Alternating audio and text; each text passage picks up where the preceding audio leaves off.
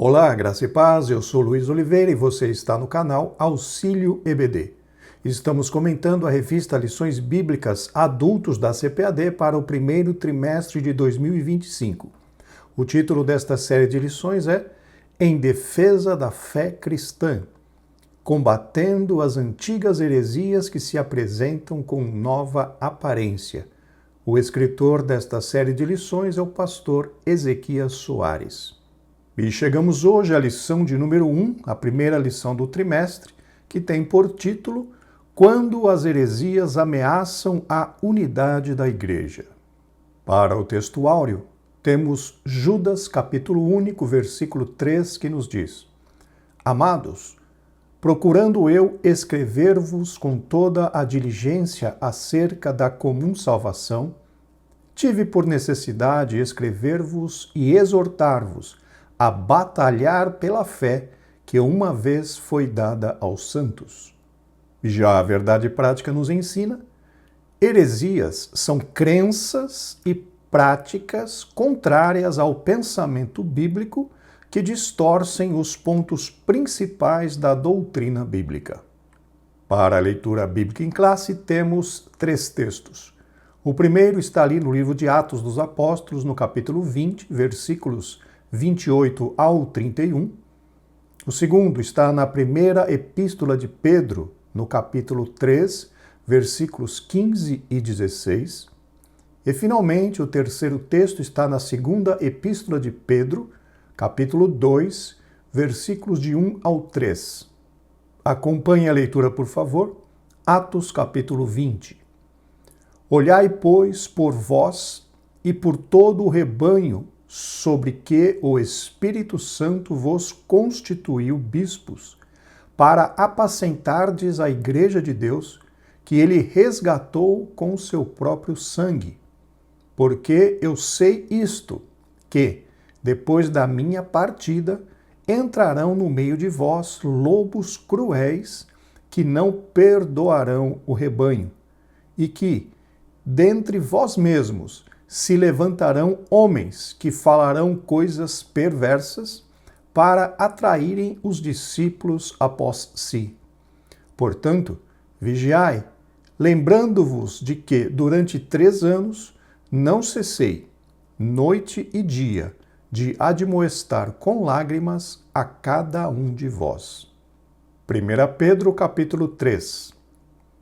Antes, santificai a Cristo como Senhor em vosso coração, e estais sempre preparados para responder com mansidão e temor a qualquer que vos pedir a razão da esperança que há em vós, tendo uma boa consciência, para que, naquilo em que falam mal de vós, como de malfeitores, fiquem confundidos os que blasfemam do vosso bom procedimento em Cristo.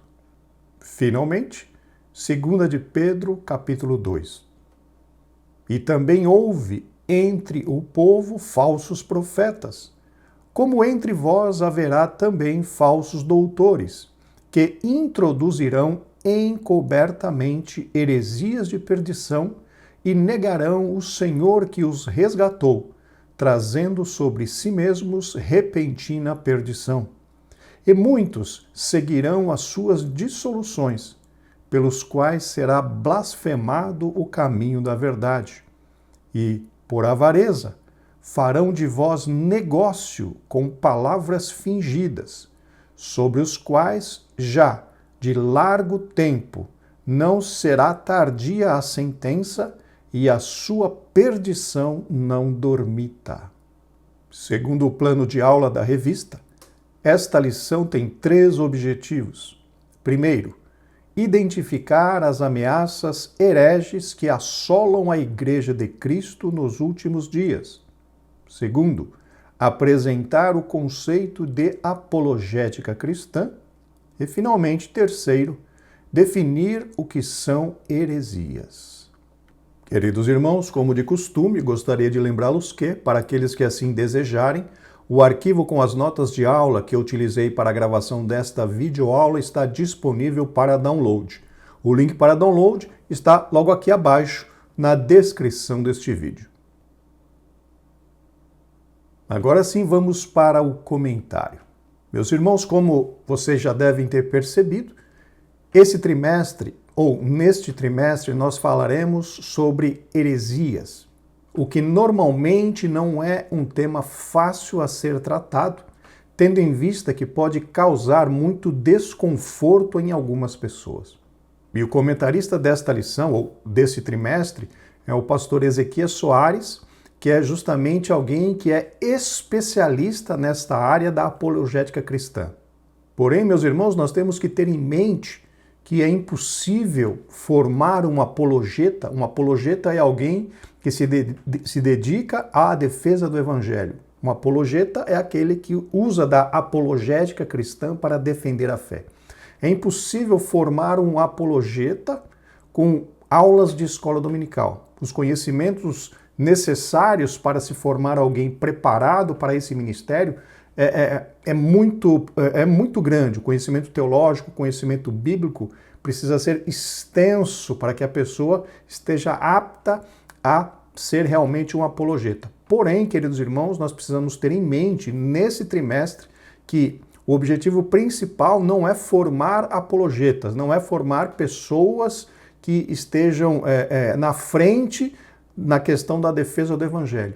O objetivo principal é apresentar para a igreja, apresentar para os alunos da escola dominical, apresentar para os irmãos, justamente as doutrinas básicas, fundamentais, para que todos nós estejamos cientes, para que todos nós tenhamos este conhecimento bastante solidificado, bastante firme no nosso entendimento, para que possamos, meus irmãos, quando ouvirmos alguma palavra, algum ensinamento que seja contrário a essa base doutrinária, nós imediatamente tenhamos condição de rejeitar esse tipo de ensinamento. Então, nesse trimestre, os irmãos precisam ter isso em mente, nós não estamos tentando formar apologetas, nós não estamos tentando formar pessoas que façam apologia contra as heresias, mas principalmente preparar a igreja na parte dos fundamentos doutrinários para que todos nós estejamos preparados para, no mínimo, rejeitar as heresias, rejeitar as falsas doutrinas.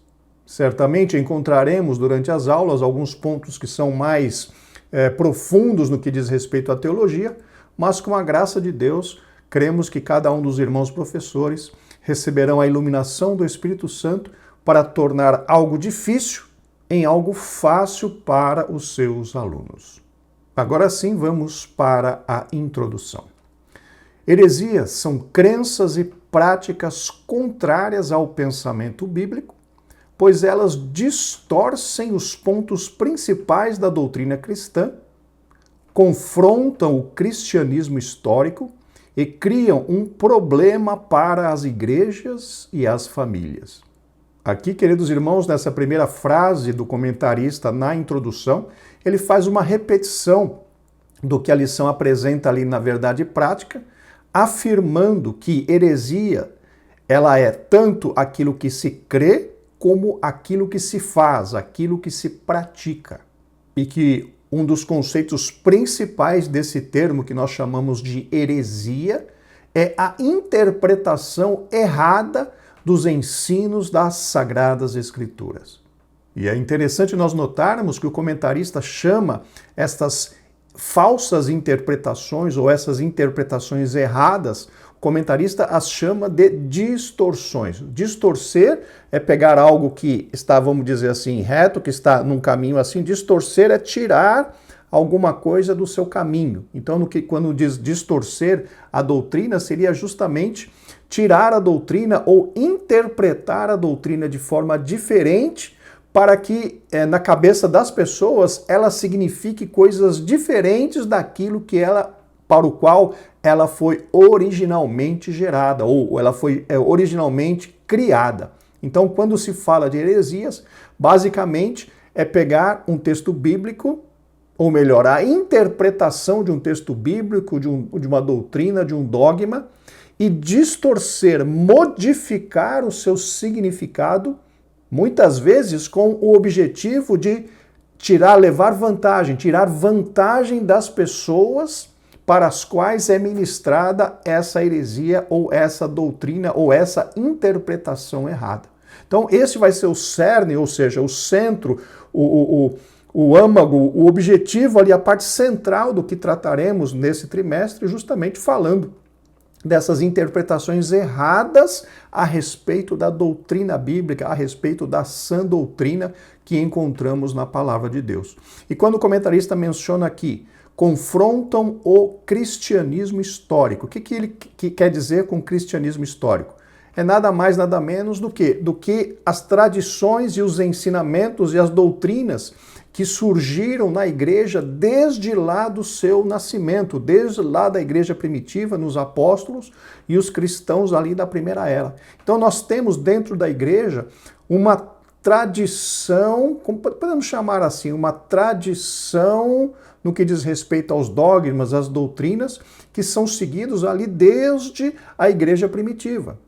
E segundo a história, houveram no meio, assim, alguns, o que eles chamam concílios, que eram justamente reuniões de pessoas, cristãos, salvos em Cristo Jesus, para definir algumas, vamos dizer assim, algumas ideias, algumas doutrinas que surgiam e estabelecer um padrão de doutrina para a igreja. Então, o cristianismo histórico é justamente isso. É a herança doutrinária, a herança dos dogmas que nós recebemos hoje, vindo lá dos primeiros cristãos, vindo lá da igreja primitiva, vindo lá dos apóstolos. E todas as pessoas que pregam heresias ou querem ensinar heresias ou criam heresias, normalmente estes ensinos, essas novas doutrinas, estes novos evangelhos, eles vêm para confrontar, ou seja, para combater toda aquela tradição no que diz respeito à doutrina, à sã doutrina que nós recebemos dos nossos pais na fé. Normalmente essas heresias vêm para combater, vêm para dizer, não, isso aí está errado, agora nós temos uma nova interpretação, não, aquilo que eles estão querendo dizer não era bem isso, é aquilo, ou seja, eles tentam mudar aquela doutrina, a sã doutrina que nós recebemos lá dos nossos pais e vivemos até hoje, temos sido abençoados por elas.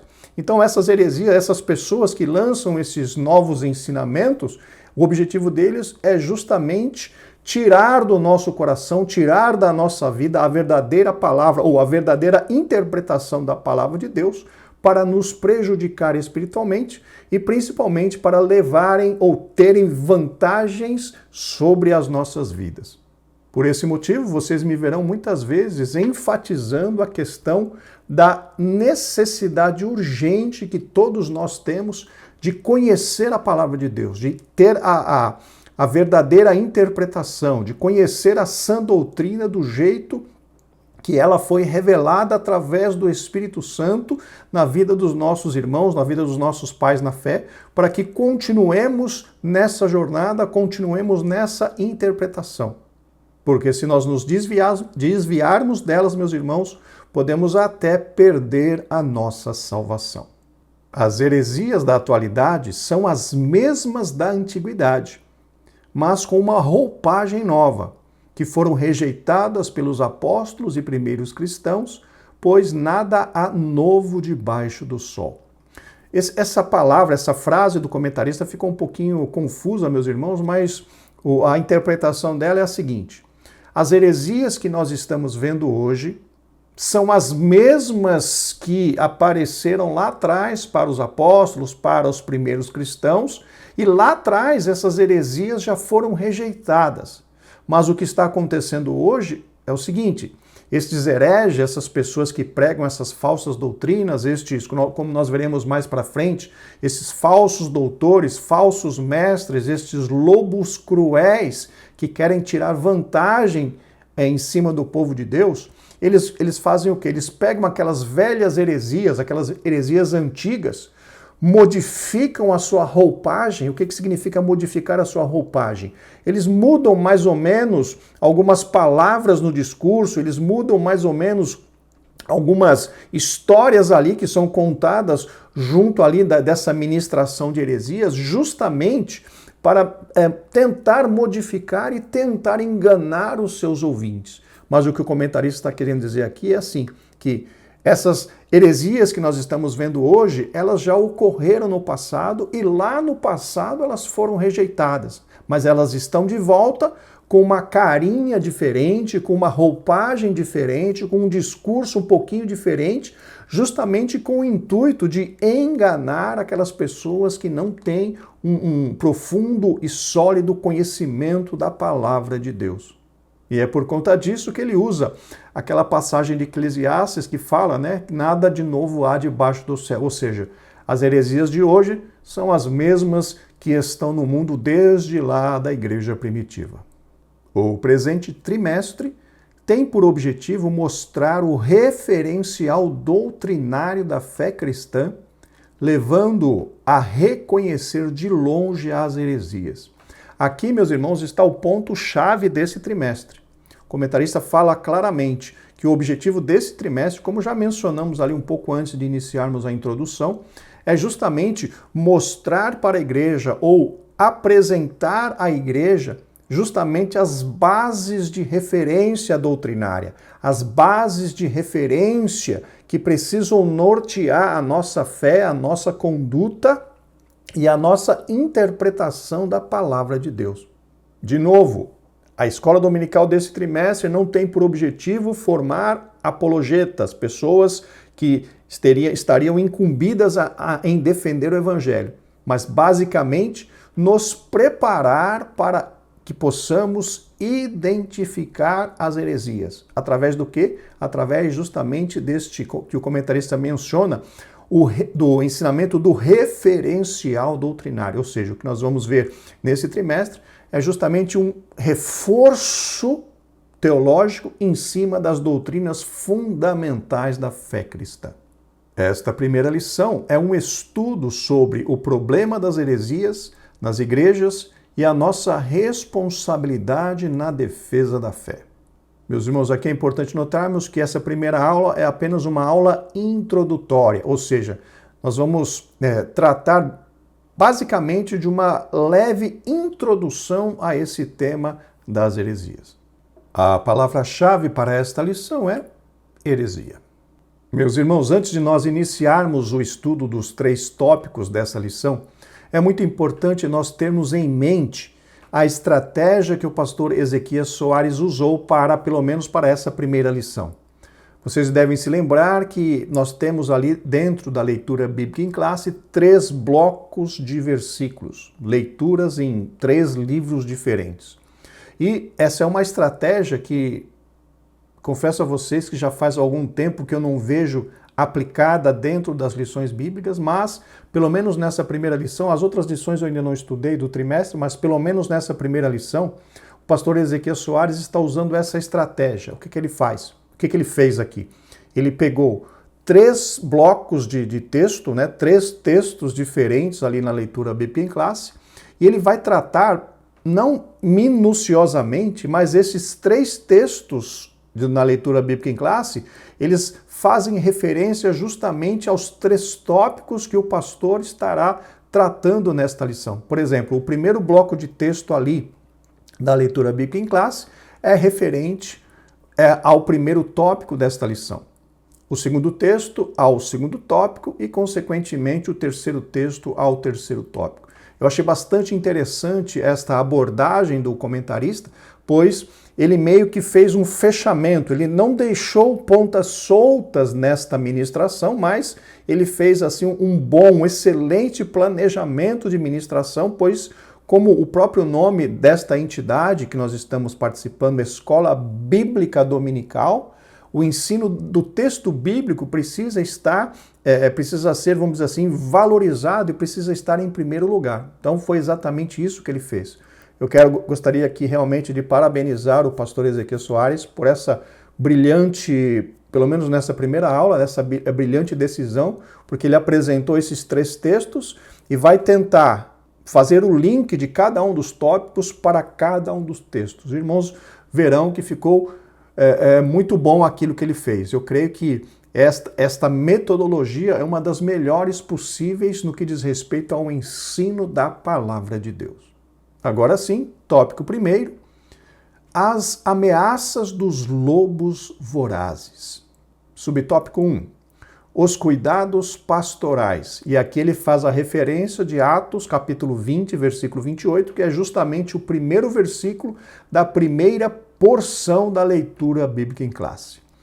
Os anciãos mencionados no versículo 17 são chamados de bispos nessa passagem. E, ao dizer que eles foram constituídos pelo Espírito Santo para apacentarem a igreja de Deus, mostra que eles são pastores.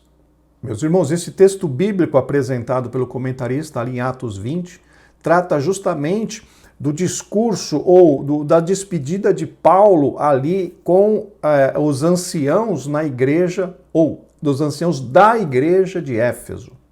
Paulo, naquele momento, estava indo para Jerusalém e passou ali, perto de Éfeso, e chamou ali, segundo a palavra de Deus, todos os anciãos ali que estavam agindo, atuando ali na cidade de Éfeso, para se encontrarem com ele ali numa outra cidade, justamente para passar as últimas instruções. Inicialmente pode até parecer uma certa contradição, mas Paulo estava exortando aqueles líderes ali do povo da igreja em Éfeso a justamente desempenharem o seu papel de apacentar, ou seja, cuidar daquele povo que eles haviam recebido da parte de Deus.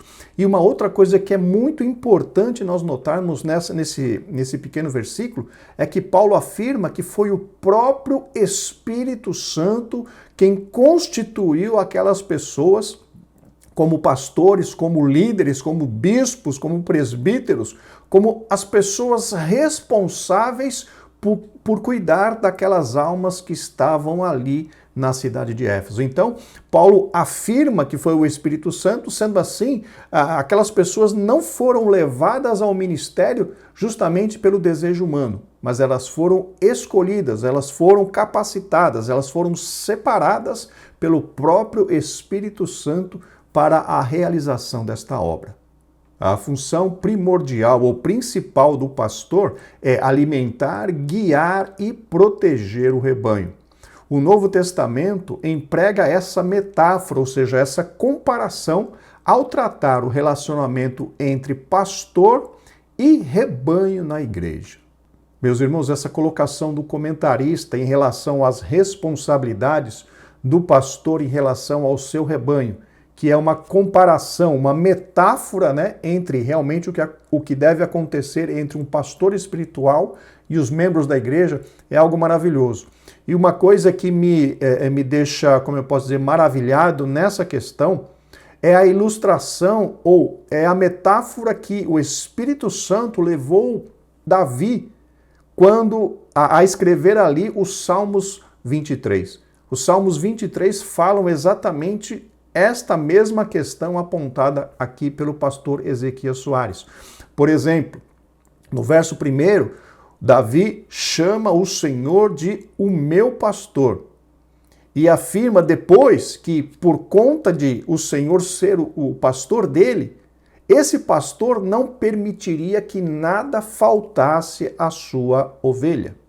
E já a partir do verso 2, ali dos Salmos 23, o Davi começa ali a listar as responsabilidades ou ações ali do sumo pastor. Por exemplo, levar as ovelhas para se alimentar, deitar-me faz em verdes pastos. E o pastor Ezequias Soares diz que a função é alimentar e guiar. Aqui o pastor está guiando a ovelha para o local correto de alimentação. Versículo 2 ali do verso 2 do Salmo 23. Levar as ovelhas para matar a sede. Aí Davi diz, guia-me mansamente a águas tranquilas, também no verso 2. Outra questão, renovar as forças das ovelhas. Renova minhas forças, isso já está no verso 3, na nova versão transformadora. Outra função, guiar pelos caminhos da justiça. Aí a palavra de Deus nos diz, me guia pelos caminhos da justiça, também no versículo 3, mas já na nova versão transformadora. Seguindo, proteger contra os inimigos, mesmo que eu andar pelo escuro vale da morte, não terei medo, pois tu estás ao meu lado, tua vara e o teu cajado me protegem. Aí já está no versículo 4, quando consideramos a versão nova, a versão transformadora. Então percebam, meus irmãos, que indo de encontro a isso que o pastor comentou sobre as responsabilidades do pastor de alimentar, guiar e proteger o rebanho, Davi faz uma ilustração maravilhosa justamente contendo essas responsabilidades do pastor, apontando primeiramente para Jesus Cristo, que é o nosso sumo pastor. Então, todos aqueles que têm chamada para desempenhar um cargo de liderança dentro da igreja, precisa ter essas responsabilidades em mente. Nós precisamos cuidar daqueles que foram colocados sob nossa responsabilidade, devemos alimentar, guiar e protegê-los para louvor e glória do nome do Senhor. Todas as pessoas que exercem cargo de liderança na igreja, isso não está apenas sob os ombros do pastor presidente ou do dirigente da congregação. Todas as pessoas que exercem cargo de liderança na igreja precisam estar bem instruídas sobre essa responsabilidade espiritual que está sobre os nossos ombros. Temos essa responsabilidade de cuidar das pessoas sobre quem nós temos ali, exercemos uma autoridade eclesiástica.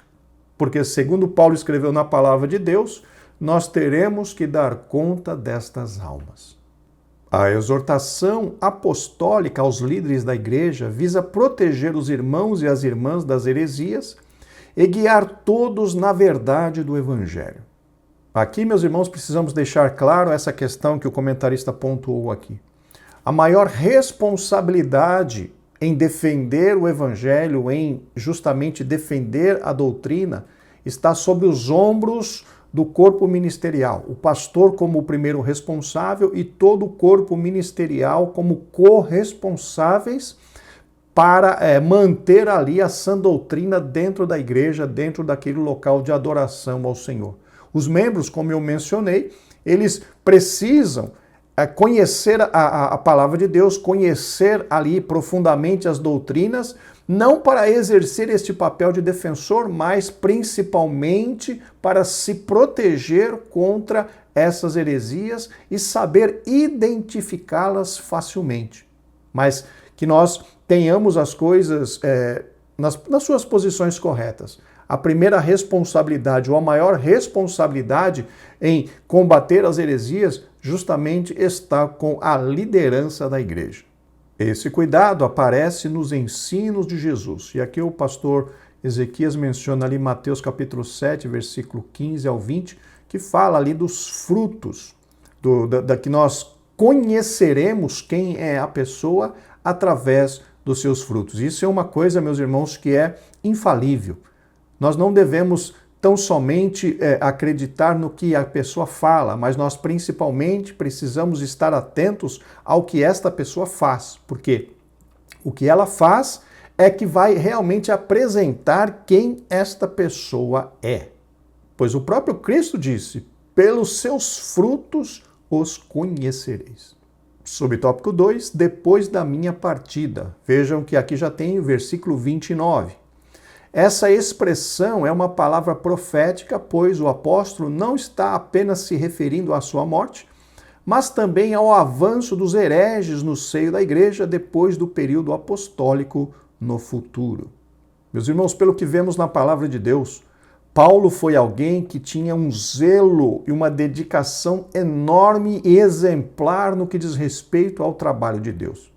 Paulo, além de pregar, além de ensinar, além de fundar igreja, ele se preocupava com a disseminação, ou seja, com aquela questão das pessoas espalharem heresias, e ele estava ali sempre atento a isso, combatendo os falsos ensinos. Vamos ler o que está ali, o que Paulo escreveu ali na sua segunda carta aos Coríntios, no capítulo 11, no versículo 28, vamos ler na Nova Versão Transformadora.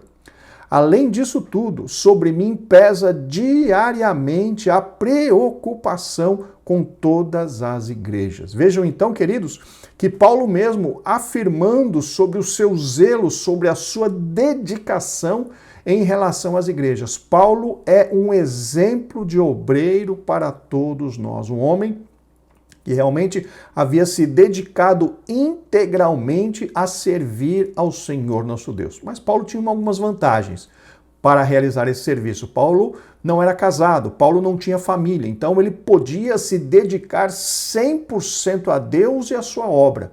E ele mesmo diz, que quem é casado precisa se dedicar à esposa e em como agradar a esposa. Já o solteiro teria toda a disponibilidade para agradar e servir apenas ao Senhor. Então, mas de qualquer forma, não estou querendo aqui fazer algum tipo de separação, mas essa dedicação de Paulo é algo que nós precisamos olhar com carinho. Entendemos que uma pessoa que tem a família não consegue se dedicar à obra de Deus como Paulo se dedicou, mas Deus, irmãos, sabe todas as coisas. Ele sabe que nós temos as nossas limitações, ele sabe que nós temos responsabilidade com a nossa família, no meu caso, com a minha esposa, com a minha família. Enfim, Deus sabe de todas essas coisas. O que eu estou só querendo enfatizar aqui é o zelo de Paulo no que diz respeito ao ministério que ele recebeu da parte de Deus. E quando falamos nessa questão da defesa doutrinária, eu considero Paulo como sendo um defensor, um guardião ali, podemos dizer, um guardião da sã doutrina. Porque além disso que eu mencionei para vocês, de ele formar igreja, pregar, evangelizar e tudo mais, ele estava atento à questão ali das heresias que surgiam e ele rapidamente tomava uma ação para dirimir, para acabar com aquela situação. Porém, nesse texto que o comentarista pontuou aqui, ele afirma que Paulo estava apontando para os tempos futuros e não apenas para o tempo imediatamente posterior à sua morte. Isso realmente faz muito sentido, até porque, meus irmãos, essa questão da defesa contra as heresias depende principalmente da ação da liderança da igreja. Se a liderança da igreja não se posicionar contra as heresias, normalmente os membros da igreja se tornam muito vulneráveis a ela. Talvez seja até nessa questão que Paulo estava dizendo. Depois da minha partida, provavelmente as heresias surgirão. E um dos motivos, talvez, seja porque a liderança da igreja não está tão engajada nessa questão da proteção da sã doutrina. Mas, conforme mencionamos, se todos nós cristãos tivermos uma boa base do ensino da sã doutrina, de conhecimento da palavra de Deus, mesmo que alguma liderança falhe na questão da proteção contra as heresias, nós estaremos ali com as nossas defesas levantadas para a glória do nome do Senhor nosso Deus. Paulo usa uma linguagem metafórica, ou seja, de comparação, para identificar os falsos doutrinadores, lobos cruéis ou lobos vorazes, segundo fala ali no versículo 29, na Nova Almeida Atualizada, que é uma outra tradução da Bíblia. Queridos irmãos, uma coisa que nós precisamos notar, que eu já mencionei no passado, já mencionei durante esta aula, é que normalmente as pessoas que vêm com essa questão de heresias, vêm com esse intuito de distorcer a palavra de Deus, normalmente são pessoas que querem levar vantagem sobre o povo de Deus. Essas pessoas, normalmente, elas não estão interessadas em servir a Deus, elas estão interessadas em tirar vantagem do povo de Deus, como infelizmente nós estamos vendo acontecer muito comumente nos nossos dias. Igrejas e abrindo aqui e acolá, não para pregar o evangelho, mas sim para que os seus líderes ou os seus donos consigam enriquecer através ali da contribuição, exploração das pessoas que começarem a fazer parte daquele trabalho. Vamos ler o que Paulo escreveu ali na sua carta aos Filipenses, no capítulo 3, versículos 18 e 19. Vamos ler na Almeida Revista e Corrigida. Porque muitos há, dos quais muitas vezes vos disse e agora também digo chorando, que são inimigos da cruz de Cristo. O fim deles é a perdição. Perceba o que Paulo diz, o fim deles é a perdição. O Deus deles, com letra minúscula, o Deus com D minúsculo, o Deus dele é o ventre, ou seja, eles estão olhando para suas próprias necessidades. E a glória deles é para a confusão deles mesmos, que só pensam nas coisas terrenas. Vejam, irmãos, que interessante. Paulo já dizia isso. Essas pessoas que normalmente lançam heresias, elas não estão servindo a Deus, elas estão servindo a si própria.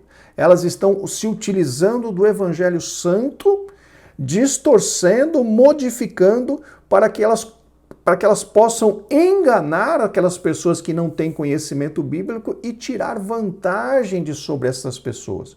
Mas Paulo é muito claro quando diz, o fim deles é a perdição. Então estas pessoas que Paulo está citando são justamente exemplos desses lobos cruéis, lobos vorazes aos quais o comentarista mencionou aqui na sua fala anterior. Então precisamos, irmãos, estar bem atentos em relação a estas coisas. O apóstolo Pedro, depois de ensinar que o Espírito Santo inspirou os profetas do Antigo Testamento, mostrou que a presença do verdadeiro ensino nem sempre é suficiente para impedir a manifestação do falso. Tanto que, ao falar a respeito dos profetas legítimos dentre os hebreus, ressaltou que também havia entre o povo falsos profetas, como haveriam de surgir com o tempo no meio da igreja falsos mestres. Queridos irmãos, esse tema que o comentarista mencionou, que surgirão falsos mestres, esse tema nós trataremos especificamente ali no tópico 3. Mas em relação ao que foi afirmado ali, que nem sempre a presença do verdadeiro é garantia contra a presença do falso, isso, queridos irmãos, é muito claro, porque hoje, principalmente hoje, nós vemos que as pessoas estão crendo apenas naquilo que lhes interessa. Infelizmente, hoje a lógica não é mais utilizada. E sim, o que está dominando as discussões é aquele desejo interno, vamos dizer assim, muitas vezes é a vaidade do coração. E a Bíblia diz que muitas vezes até essas pessoas resistem até ao Espírito Santo. Vamos ler o que está ali no livro de Atos dos Apóstolos, no capítulo 7. Vamos ler o versículo 51 até o 53 e nessa leitura vamos usar a Nova Versão Internacional. Povo rebelde e obstinado de coração e de ouvidos. Esse aqui é o discurso ali de Estevão. Povo rebelde, obstinado de coração e de ouvidos. Vocês são iguais aos seus antepassados. Sempre, notem, sempre resistem ao Espírito Santo. Qual dos profetas os seus antepassados não perseguiram? Eles mataram aqueles que prediziam a vinda do justo, de quem agora vocês se tornaram traidores e assassinos. Vocês que receberam a lei por intermédio de anjos, mas não lhe obedeceram. Então, queridos irmãos, percebam essa questão. As pessoas hoje acreditam apenas naquilo que querem. E muitos estão com o coração tão fechado, tão ali encruado, que resistem frontalmente ali à ação do Espírito Santo. Percebo então a era que nós estamos vivendo. As pessoas não querem mais, não têm mais condição de discutir um assunto com raciocínio, com racionalidade. A pessoa se apega à sua posição e quando a pessoa vai, vamos dizer assim, numa argumentação, numa discussão de ideias, numa discussão de conceitos de princípio. Quando a pessoa quando a pessoa vê que os seus argumentos estão sendo vencidos pela conversa, ao invés de parar e refletir, essa pessoa normalmente passa a atacar fisicamente as outras pessoas. Então, as pessoas com quem que estão apresentando para ela as suas razões. Isso acontece na política, isso acontece praticamente em todas as áreas, queridos. Então, hoje está bastante complicado você discutir, você conversar, você argumentar com alguém a respeito de alguma verdade, enfim, discutir pontos de vista diferentes. As pessoas estão desaprendendo a discutir, desaprendendo a justamente ter uma argumentação para que se descubra a verdade. As pessoas estão ali, existe até uma expressão interessante que eles falam encasteladas. As pessoas estão ali dentro de castelo, dentro de muros, e não se permitem ser ensinadas, não se permitem ser exortadas, nem pela palavra de Deus, nem pelo Espírito Santo. E aqui Estevão usou a palavra, né? Vós sempre resistis ao Espírito Santo. Infelizmente, este é o tempo, irmãos, que nós estamos vivendo. Guardemos a nós mesmos, preguemos a palavra e oremos para que o Senhor venha a continuar falando e dando oportunidade para essas pessoas de salvação. Mas o que eu posso dizer para vocês é que cada dia que passa, os corações estão mais endurecidos. Na verdade, eles já estavam presentes no período apostólico. Aqui, meus irmãos, o comentarista estava reafirmando justamente a presença das heresias ali no período apostólico, como já mencionamos. E o comentarista aqui aponta 3 textos bíblicos. Ele fala de Gálatas, ele fala de Colossenses, ele fala de Judas. E é interessante notarmos, meus irmãos, que cada um desses livros, eles justamente foram escritos para combater heresias. Paulo, quando escreveu aos Gálatas, estava combatendo heresias. Paulo, quando escreveu aos Colossenses, estava combatendo heresias. Judas, quando escreveu a sua epístola, estava lutando contra heresias. Tanto que, se eu não me engano, o textuário nosso fala justamente, tem um texto ali de Judas, no capítulo único, versículo 3, onde ele nos exorta a batalharmos pela fé que uma vez foi dada aos santos. Então nós temos que perceber que as heresias estão aparecendo desde lá de trás, desde lá o nascimento da igreja. Satanás está usando os seus servos para tentar deturpar a sã doutrina. Subtópico 3, a origem dos falsos mestres. 2 pontos surpreendentes nessa parte do discurso nos chamam a atenção.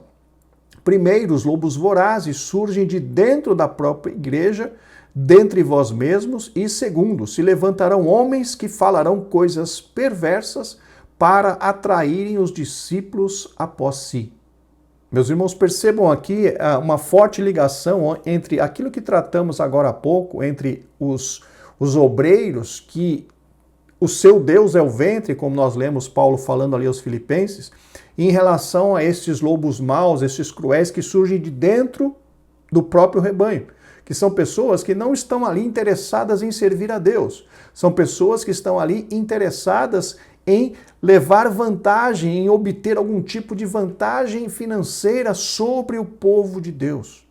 É muito triste constatar isso, meus irmãos, mas nem todas as pessoas que estão na igreja são salvas, nem todas as pessoas que se dizem cristãs, elas vão para o céu. Por quê? Porque a ganância e o desejo de tirar vantagem em cima daquilo que é sagrado está presente ali. Então, estes, justamente quando têm a oportunidade, eles se insurgem, eles se levantam e tentam tirar vantagem ali sobre o sagrado, ou seja, fazer negócio dos irmãos, enganar, mentir, justamente para conseguir, como diz no versículo que nós lemos, né, levar os discípulos após si, ou seja, aquela pessoa quer formar uma igreja para enriquecer, aquela pessoa quer ter as pessoas em volta dela por conta da sensação de poder, por conta da possibilidade de manipulação e principalmente pela possibilidade de obter vantagens, principalmente financeiras, mas não apenas financeiras, podem ser vantagens sexuais, vantagens no que diz respeito a negócios, vantagens financeiras, vantagens de posição. Então, meus irmãos, a ganância humana pode levar o homem a fazer coisas terríveis, mesmo desprezando e profanando o sagrado. E muitas vezes essas pessoas surgem de dentro da própria igreja, não da igreja invisível, mas ali entre o povo que está caminhando para o céu. Como aconteceu lá quando o povo de Deus saiu do Egito para a terra prometida, no meio dele a Bíblia fala que saiu um vulgo, ou seja, uma mistura de outras pessoas que, aproveitando ali a saída dos filhos de Israel do Egito, se misturaram ali entre eles e conseguiram sair do Egito ali misturados, mas eles não eram do povo de Deus. E da mesma forma que aconteceu com eles, acontece também hoje em dia. Não são todos os que estão na igreja que são realmente salvos na pessoa bendita de Jesus. Tem pessoas ali que querem simplesmente, na primeira oportunidade, tirar algum tipo de vantagem em relação ao povo de Deus.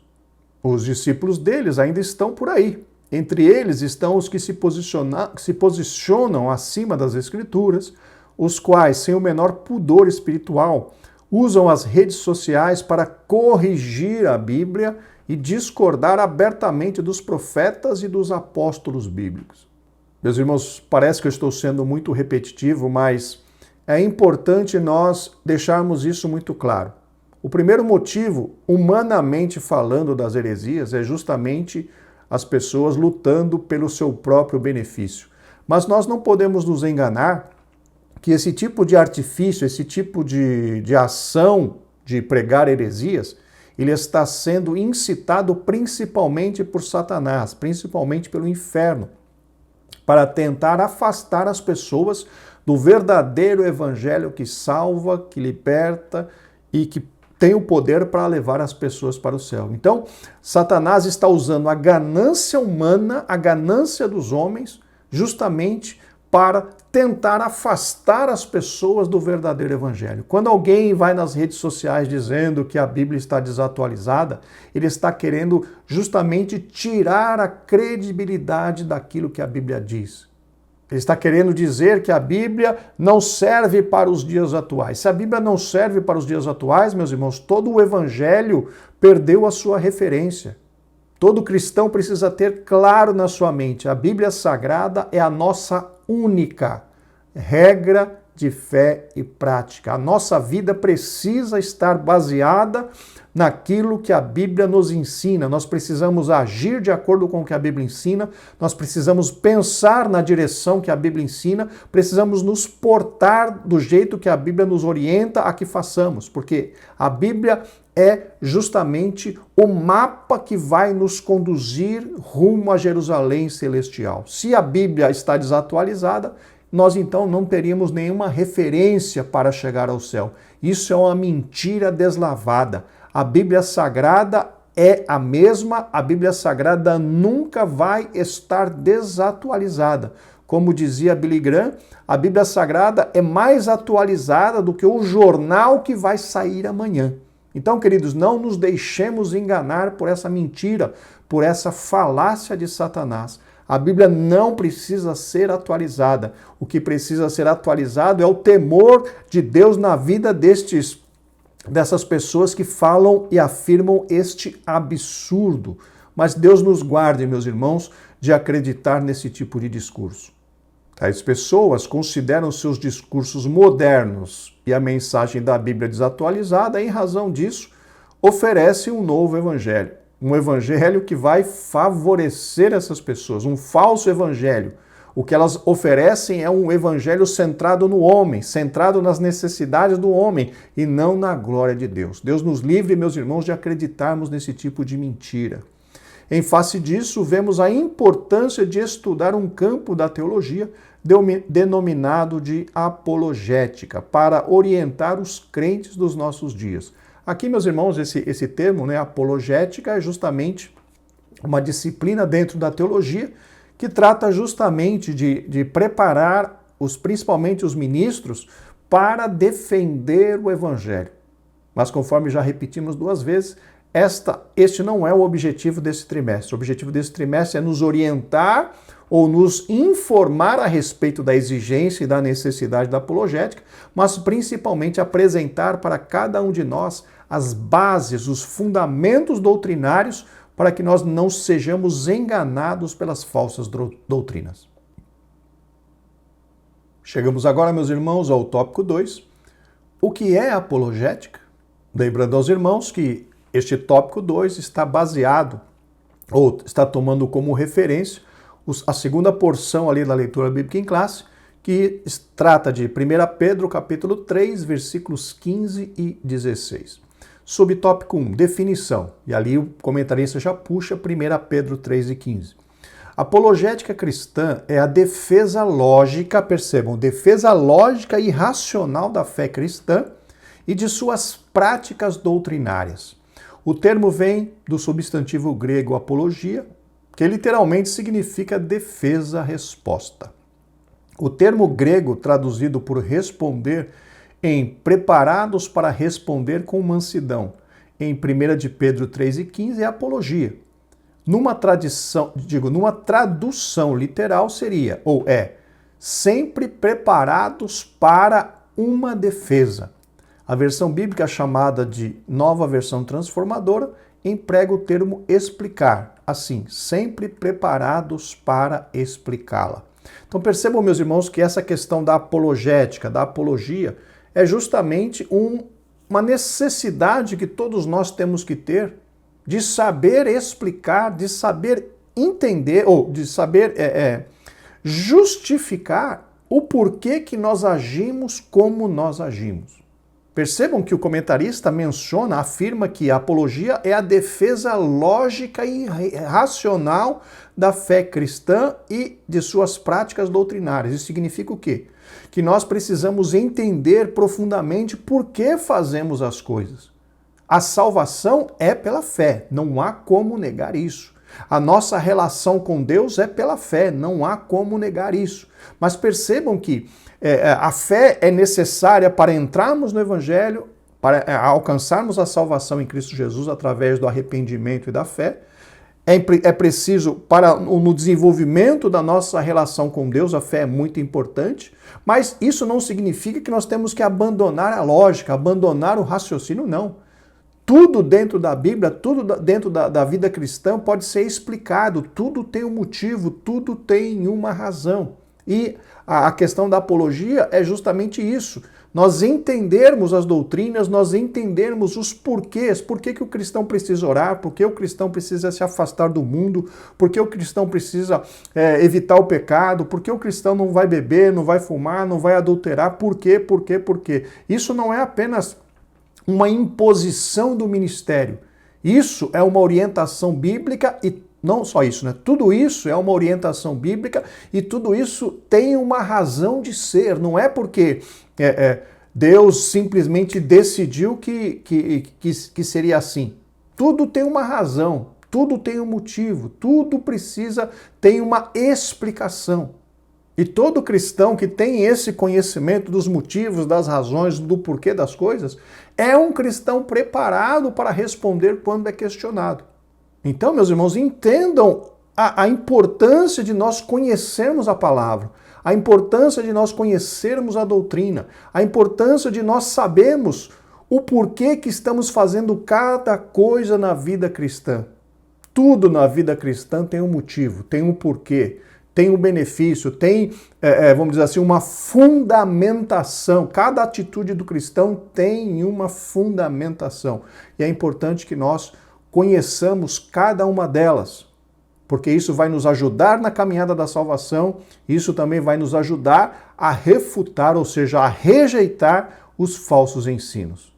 A apologética mostra que o cristianismo é racional, como mencionamos. Os dados da revelação podem ser explicados de maneira metódica e sistemática, portanto aceitável. Jesus disse que devemos amar a Deus de todo o nosso coração e de todo o nosso entendimento. Isso ensina que devemos amar a Deus por completo, com o corpo, as emoções e o intelecto. Aqui, meus irmãos, é o que eu já acabei de mencionar. O evangelho, ele precisa da fé para a aceitação de Cristo juntamente com o arrependimento, e também na nossa relação com Deus. Mas todas as nossas ações, tudo aquilo que fazemos dentro do Evangelho, pode ser explicado, tudo tem um motivo, tudo tem uma razão, tudo tem um fundamento dentro da vida cristã. Nada acontece aleatoriamente, porque o pastor quer, ou por causa disso, ou por causa daquilo.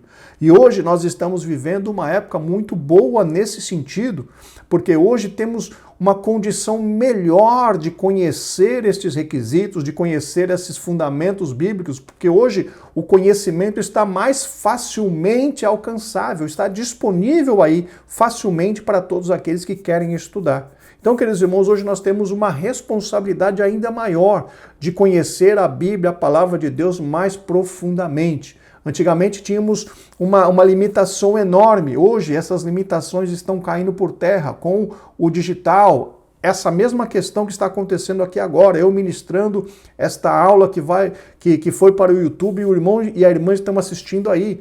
Há 15 anos isso seria impossível, o nosso alcance seria apenas local, na igreja local. Hoje podemos alcançar pessoas no mundo todo, literalmente no mundo inteiro, por conta dessa questão do digital, por conta das mídias sociais. Então, queridos irmãos, hoje temos uma facilidade muito maior em conhecer, muito maior em ter acesso às informações. O problema agora é escolher qual é a informação boa em detrimento do veneno, né? Porque também tem muito veneno, tem muita heresia, tem muita besteira sendo falada em todos os cantos da internet.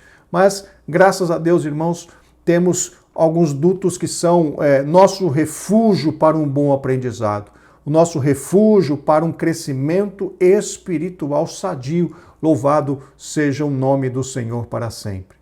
Subtópico 2. A que defesa Pedro se refere? Notem que o comentarista já está se referindo ao versículo 16 da segunda porção. Há quem argumente que essa defesa seja uma resposta a uma acusação, visto que essa mesma palavra apologia aparece nesse sentido no Novo Testamento como defesa de uma acusação, tanto formal quanto informal. O versículo 16 fala do bom testemunho cristão que serve para provar a inconsistência das acusações contra os crentes. O que o comentarista quer dizer aqui, meus irmãos, é que tem algumas pessoas que interpretam que a presença desta palavra apologia em algumas situações é justamente, ou nesse versículo 16, é justamente porque Pedro estava dizendo que, tentando, como é que eu posso dizer, justificar erros dos cristãos. Mas, segundo o comentarista mencionou, e faz muito sentido isso, não é este o significado original. Por quê? Porque as pessoas, quando são crentes, eles são acusados mesmo que eles não devam nada. O próprio Cristo mencionou isso lá no Sermão do Monte, que as pessoas precisam ver em nós a luz de Cristo, ver em nós as boas obras, para que se envergonhem muitas vezes de estarem falando mal de nós.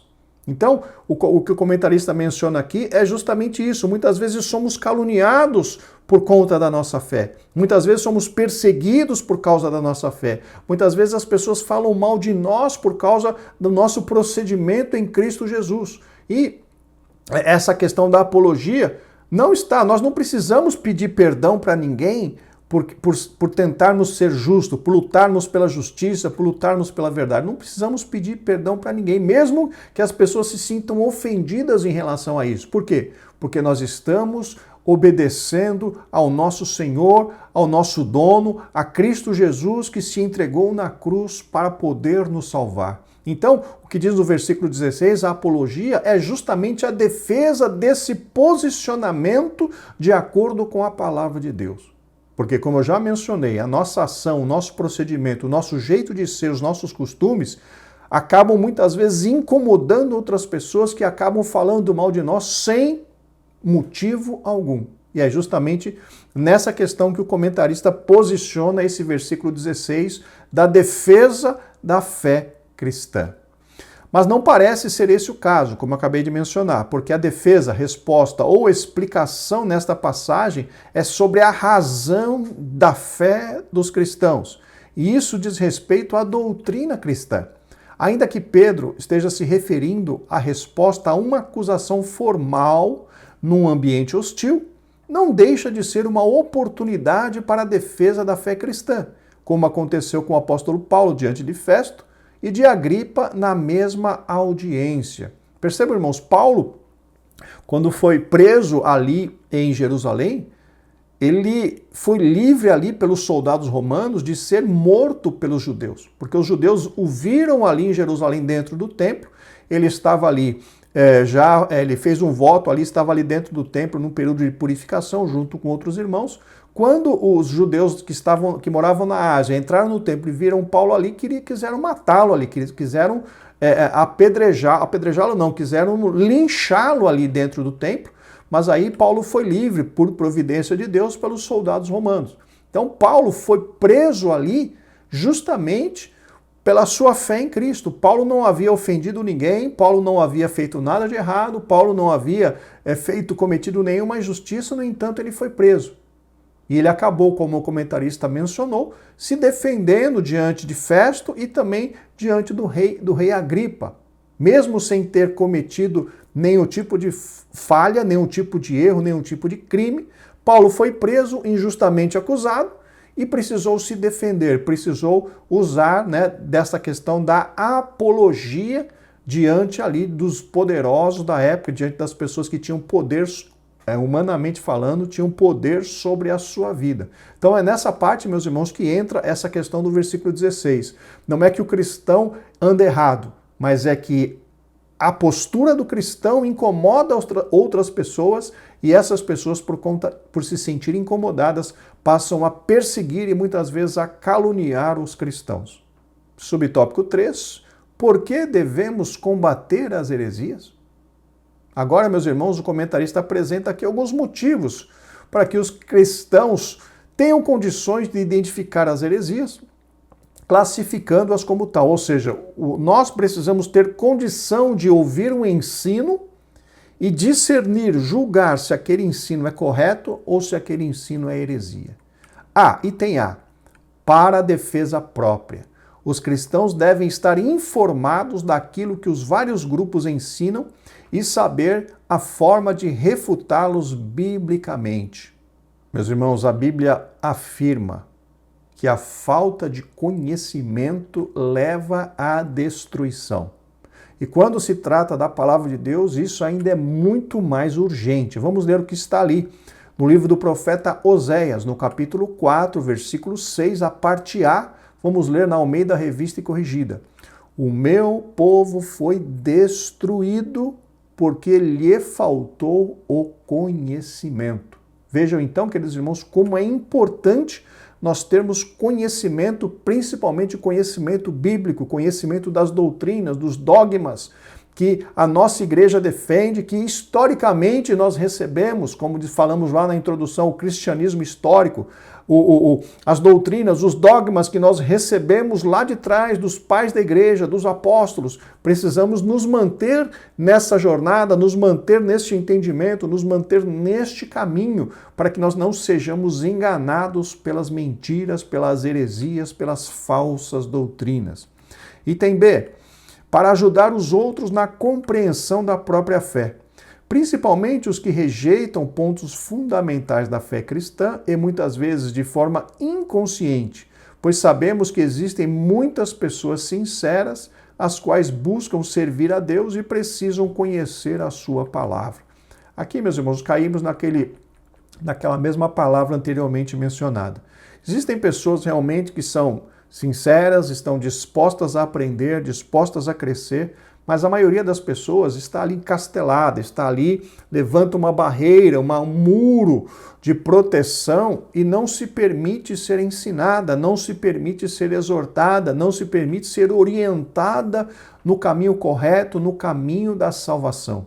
Nós temos que fazer a nossa parte, tentar, mas o que eu quero dizer a vocês é que está cada vez mais difícil alguém realmente receber uma palavra de orientação, mudar de ideia, repensar as suas ações. Por quê? Porque o acesso às informações, que como nós temos hoje, nós acabamos de falar a respeito da facilidade que nós temos a respeito de informações, de achar informações. Mas o que está acontecendo hoje é que o excesso de informações está fazendo com que muitas pessoas acreditem que são sábias em algum tipo de tema, algum tipo de assunto. Mas muitas informações não significa automaticamente sabedoria. Sabedoria é saber se utilizar do conhecimento adquirido. Então, uma pessoa pode ter muito conhecimento e tomar ações, fazer escolhas completamente estúpidas, porque a pessoa não é sábia. Então, as pessoas estão confundindo o excesso de informação, excesso de conhecimento, se pudermos dizer assim, com sabedoria. Então, as pessoas já se acham sábias, sendo que elas só têm bastante informação. E elas não se deixam ser instruídas, elas não se deixam ser orientadas. Mas, conforme mencionamos, queridos, precisamos continuar na nossa jornada, fazendo a nossa responsabilidade.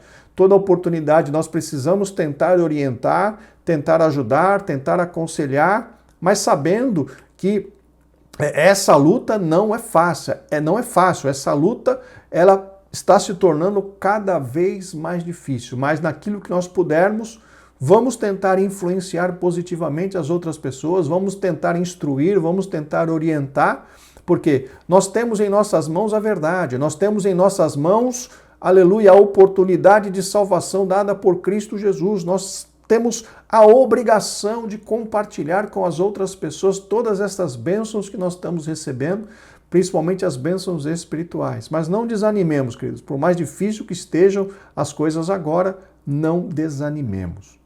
Esse debate sobre as crenças deve ocorrer de maneira respeitosa e com argumentos e fundamentação bíblica, respondendo às objeções contra a fé cristã. O êxito dessa luta é garantido quando se está nos domínios do Espírito Santo. Queridos, conforme mencionamos, mesmo ali logo ali na igreja primitiva, Estevão pregando ali, a sua mensagem foi dura, dizendo que aquelas pessoas sempre resistiam ao Espírito Santo. Mas, conforme acabamos de mencionar, não podemos desistir, não podemos deixar de cumprir a nossa responsabilidade, o nosso chamado. O que o pastor comenta aqui é justamente o caminho correto. Nós precisamos argumentar de maneira respeitosa e também fundamentados na Bíblia Sagrada, não no achismo, não no ouvir falar, não no nisso, não. Se nós queremos argumentar, nós precisamos ter um conhecimento bíblico sólido para tratar daquele tema.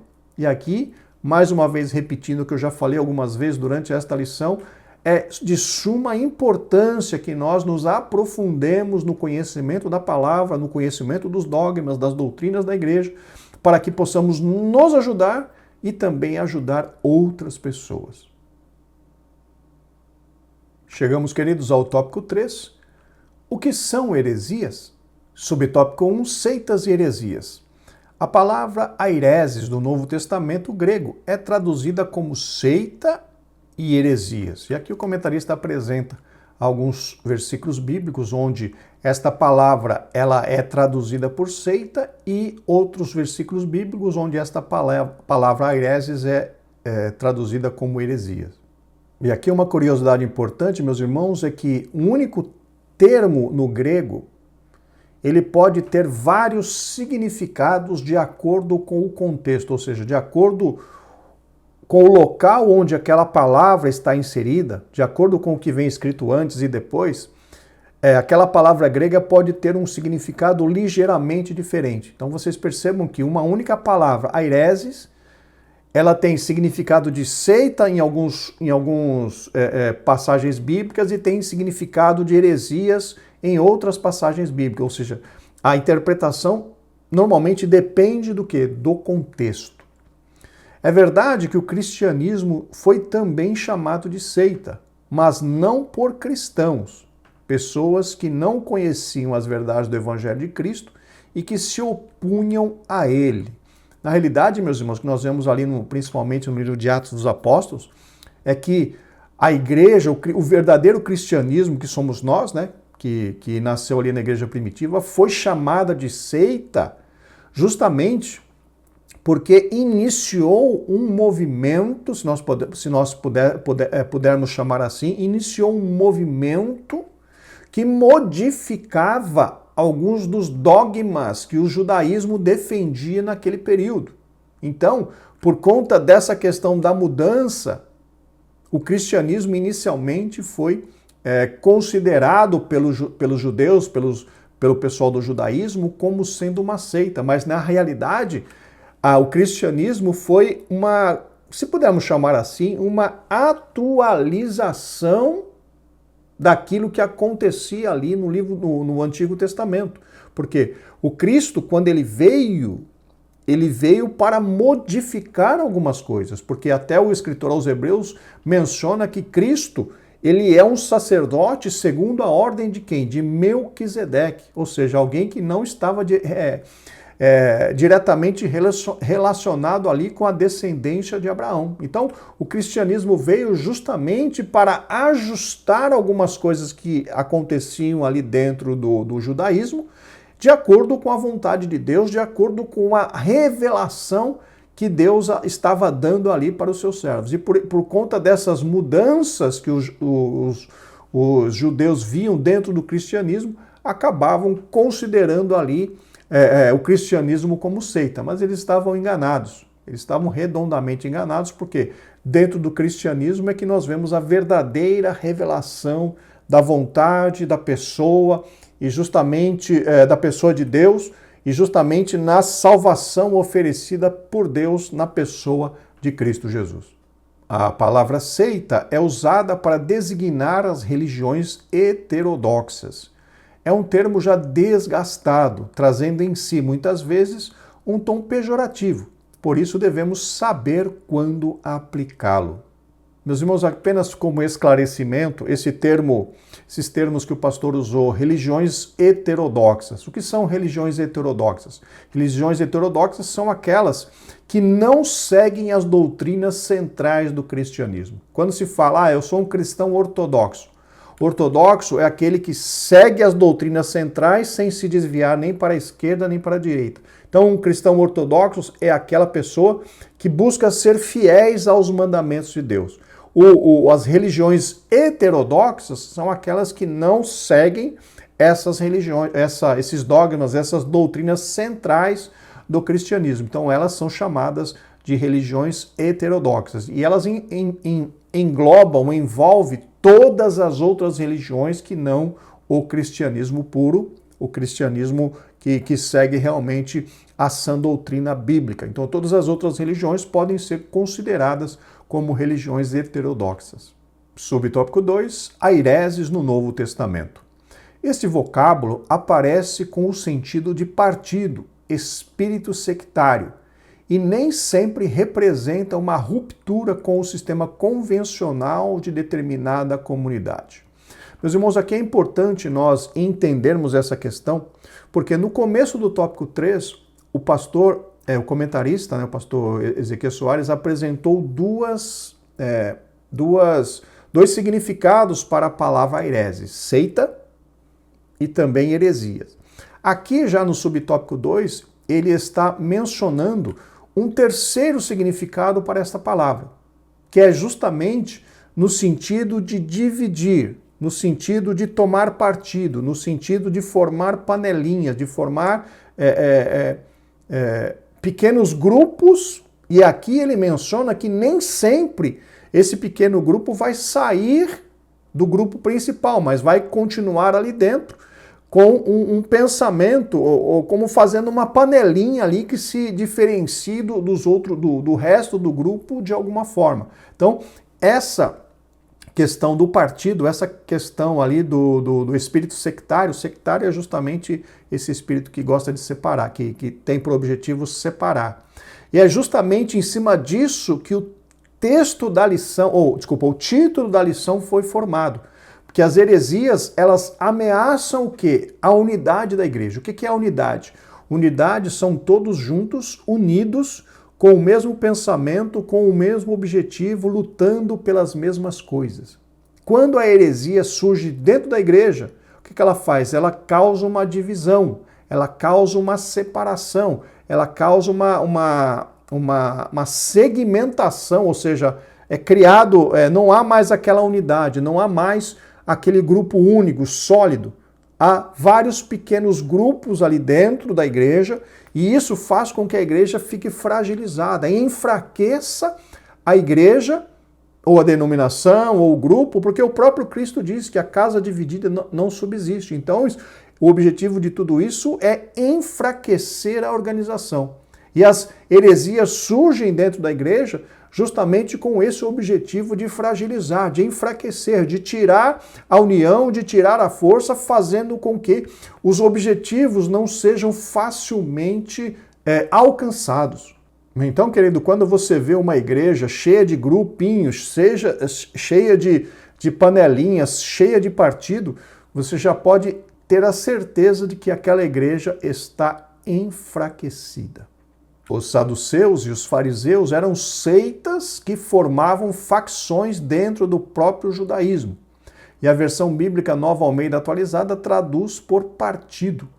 Paulo adverte para que não haja no seio da igreja essas divisões e condena as inovações doutrinárias que causam divisão ou dissensão. Percebam, meus irmãos, essa questão de dividir é a estratégia de Satanás. Seja dentro da igreja, tipo uma divisão, uma panelinha dentro da igreja, sendo um grupo que estava na igreja e sai para formar uma outra igreja, sai para formar um outro ministério, tudo isso é contra aquilo que Deus tem para todos nós, para a sua igreja.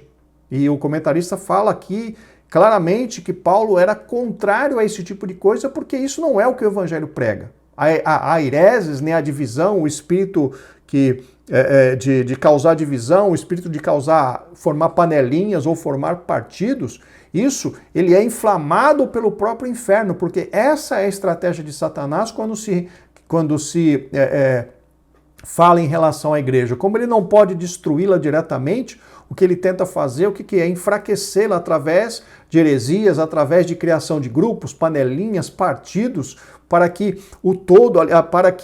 aquela igreja, né, se sinta enfraquecida e não consiga avançar realizando grandes obras para a obra de Deus. E quando fala aqui dos saduceus e dos fariseus, eram realmente duas seitas, duas panelinhas, duas facções dentro do judaísmo, que eles tinham crenças completamente diferentes, e eles não conseguiam estar unidos. Na realidade, eles se uniam só quando precisavam tirar vantagem de alguma coisa. Por exemplo, quando o Senhor Jesus Cristo quando Paulo foi julgado, ali tinha fariseus e tinha saduceus ali para julgar Paulo ali dentro do Sinédrio. Então, eles estavam unidos ali para destruir Paulo, mas quando Paulo falou, não, eu era fariseu, filho de fariseu, eu cresci fariseu, os fariseus já entraram ali, já se levantaram em defesa de Paulo. Então vocês percebam que essas duas facções, elas se uniam aparentemente apenas quando tinham um benefício comum, mas normalmente elas tinham crenças completamente diferentes uma das outras. Subtópico 3, heresias de perdição. Ali já é, então, o terceiro bloco ali da leitura bíblica em classe, 2 Pedro 2:1. E é nessa passagem que a hereses apresenta o sentido de erro doutrinário como heresia, propriamente dita no campo teológico que nós conhecemos hoje. Meus irmãos, nessa terceira passagem, ou nesse terceiro texto bíblico que o comentarista está baseando esta lição, nesse tópico 3, Pedro fala agora claramente sobre heresias de perdição. E quando vamos analisar o que seriam essas heresias de perdição, elas são justamente ensinamentos ou distorções das principais doutrinas bíblicas e estão diretamente relacionadas à salvação. Deixa eu tentar explicar alguma coisa para vocês, por favor, não se escandalize. Todo ensino que não é de acordo com a sã doutrina é uma heresia. Todo ensino que não é de acordo com a sã doutrina é uma heresia. Mas existem heresias que, se nós pudermos chamar heresias menores, que são ensinos errados, mas estes ensinos, eles não colocam, por exemplo, em xeque a salvação, porque são ensinos que não estão relacionadas à parte doutrinária que trata de salvação. Ainda são heresias, mas são heresias menos danosas, vamos dizer assim, para a igreja, para os cristãos em geral. Mas quando se trata de heresias que vêm tentar distorcer os pontos básicos e principais de salvação, aí o apóstolo Pedro chama de heresias de perdição.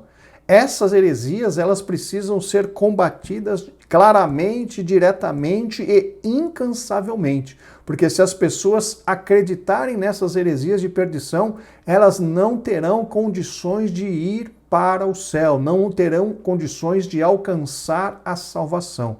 Então, essa é a parte mais, vamos dizer assim, mais urgente dessa questão da heresia, é justamente interpretar e combater principalmente ou em primeira mão as heresias de perdição, ou seja, as heresias, os ensinos distorcidos que fazem com que as pessoas percam a salvação. As heresias distorcem os pontos principais da doutrina cristã no que diz respeito a Deus. Trindade, o Senhor Jesus Cristo e o Espírito Santo. Ao ser humano, natureza, pecado, salvação, origem e destino. Aos anjos e à igreja e às escrituras sagradas. Então, toda a parte das heresias que toca, né, nas questões fundamentais de salvação, quem é Deus, quem é o Espírito Santo, quem é o Senhor Jesus Cristo, como diz aqui, a natureza do homem, a questão do pecado, a questão de salvação, enfim, todas essas questões que o comentarista listou aqui são questões básicas e fundamentais que precisamos ter um entendimento correto. Um entendimento incorreto, acreditar numa heresia, acreditar numa doutrina distorcida em relação a esses pontos principais, pode levar uma pessoa a perder a salvação, porque ela vai estar acreditando numa mentira, ela vai estar acreditando naquilo que não é real. E isso, queridos irmãos, é muito perigoso. Falamos agora há pouco, né, lendo ali em Oséias, se eu não me engano, 4:6, a parte A. O meu povo foi destruído por falta de conhecimento. Então, quando alguém acredita numa mentira, normalmente essa pessoa, dependendo de qual mentira que for, essa pessoa não conseguirá alcançar a salvação. Então, essas heresias de perdição, elas precisam ser combatidas urgentemente, incansavelmente. O nosso povo precisa estar perfeitamente orientado em relação ao que é verdadeiro, ao que é real, ao que faz parte realmente da sã doutrina, principalmente no que diz respeito aos pontos principais da salvação em Cristo Jesus. O mais grave erro é quando diz respeito à divindade e interfere na salvação, pois só existe salvação em Jesus, como acabamos de falar. Meus irmãos, eu creio que esse semestre vai ser bastante intenso, bastante profundo, mas contamos com a graça de Deus, contamos com a ajuda de Deus e em nome de Cristo Jesus seremos vitoriosos, porque Deus está conosco. Vamos para a conclusão. Os apóstolos responderam aos opositores da fé cristã e lançaram a base da nossa teologia. Todos os escritos do Novo Testamento mostram essa luta acirrada contra as falsas doutrinas. É, pois, tarefa da igreja atual batalhar pela fé que uma vez foi dada aos santos. Finalizamos com a seguinte pergunta para a reflexão. Estamos a fazer pela verdade o que estes agentes da heresia fazem pela mentira? Excelente pergunta. Meus irmãos, que Deus nos abençoe. Se Deus assim permitir, estaremos de volta semana que vem para o comentário da lição de número 2. Graça e paz e que Deus nos abençoe.